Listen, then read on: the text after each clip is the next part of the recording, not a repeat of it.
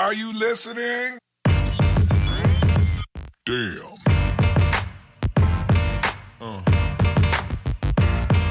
Yeah.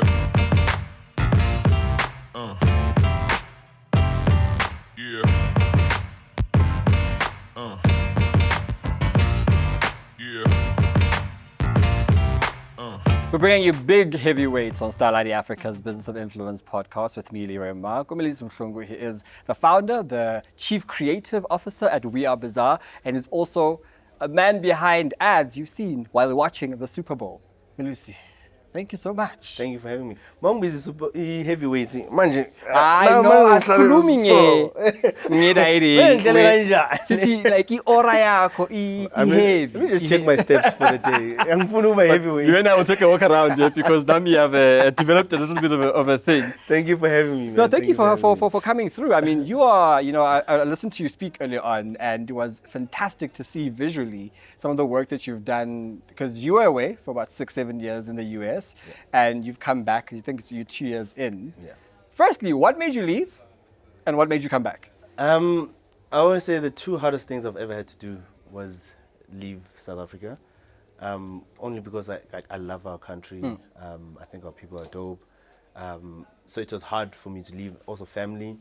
And then coming back, I came back because I love this country, right? So I came back to start a movement, created a brand called Jozi My Jozi, Yes.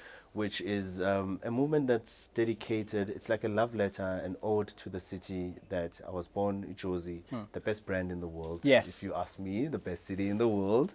And, you know, the vision and the mission for Jozi My Jozi is how do you become, you know, this NGO, a movement that connects, you know, amazing people doing amazing work. Yeah. Because we've got no shortage of people that have got like a heart of gold in our city. But how do you connect them with brands Yes. to create sustainable solutions that are creative?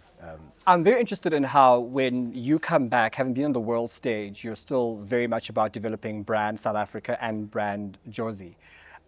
In the world that you've seen when you were out there, how did you see the markets from a marketing and influencer marketing point of view differ, in the US, which is, marketing mecca, to how we are in South Africa, sort of building the blocks to become something big?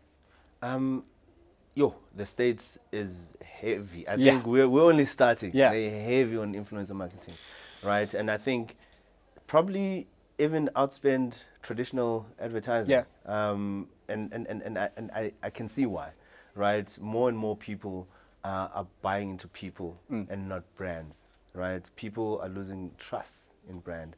And I think influencers, when I call influence marketing, it's a way to bridge that trust that people have lost in brands, because I trust you first than I can trust a radio advert Yeah. telling me something, and in the States, like that's all they do, and it's like new form of endorsement, if you call Yeah. it that, but they do it in such an organic way, Yeah. fresh way, creative ways, and interesting ways.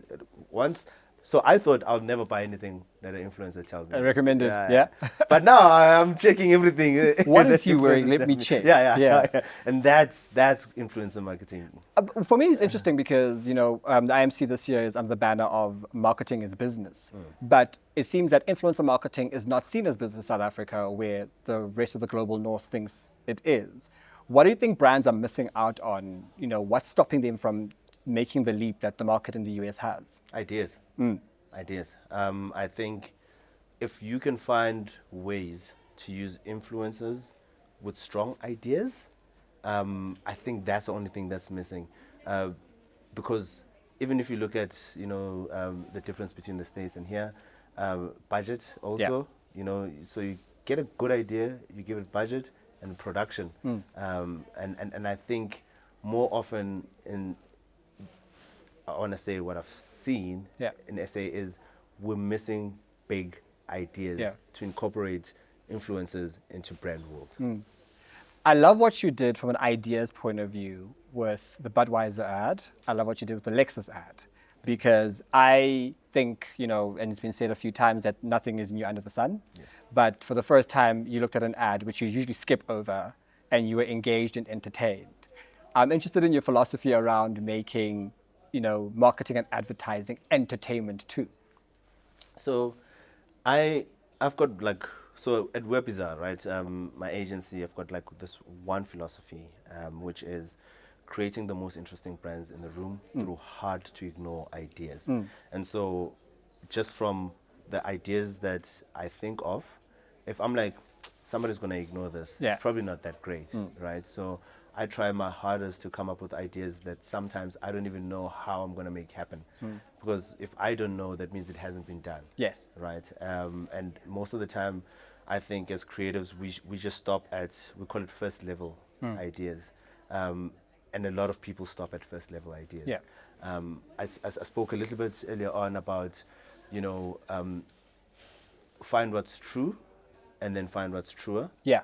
And that's what I do with most of my ideas, is I first find the truth, right? And the truth is something that we can all agree on, right? If you're seeing the typical American commercial, the Budweiser one, is what's true is the world calls America typical Americans. Typical Americans, yes. But then what's truer is in the scenes, in the scenarios, Yes. and that connects to an American Yes. that somebody else might miss, Yeah. right? And so that's my philosophy with coming up with ideas that stand out, that are unskippable, that are going to be memorable. I believe in creating ideas that can outlive me as well. Yeah. And that's my philosophy in creating. I think finally, I know we have you for a very short time, but I'm very interested in finding out, with the very dramatic advances in technology, we're now dealing with a big AI fear in the world of influencer marketing and marketing in general. Where do you think we'll be moving to in the next sort of 3 to 5 years when you sort of forecast your mind? Will we be consuming, brands the same way? Will there be even, a landscape called marketing in the next 5 years? It's just interesting, like somebody, because like this AI talk, like everybody's Yeah. talking AI. Yeah. And, oh God, what's AI going to do? And somebody said, the good news is that AI is not going to save your job. Yeah. And the good news is that AI is not going to take your job. Yes. Right? And even with AI, you still need humans. Yeah. And I touched on that a little bit earlier, is that I feel like we're now in this world of so many tools, right? Like this, analytics, data, AI, and we're forgetting the one tool that truly matters, and that is this, right? That is heart, that is instinct.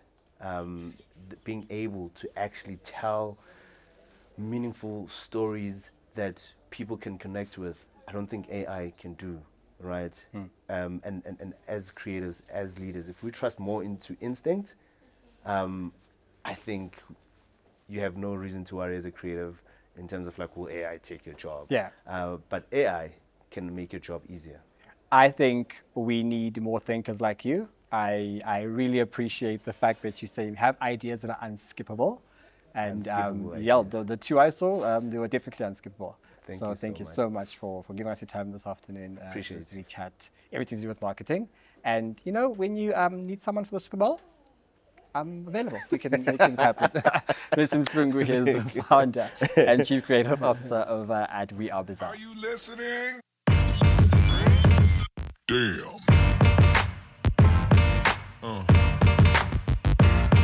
Yeah. Yeah.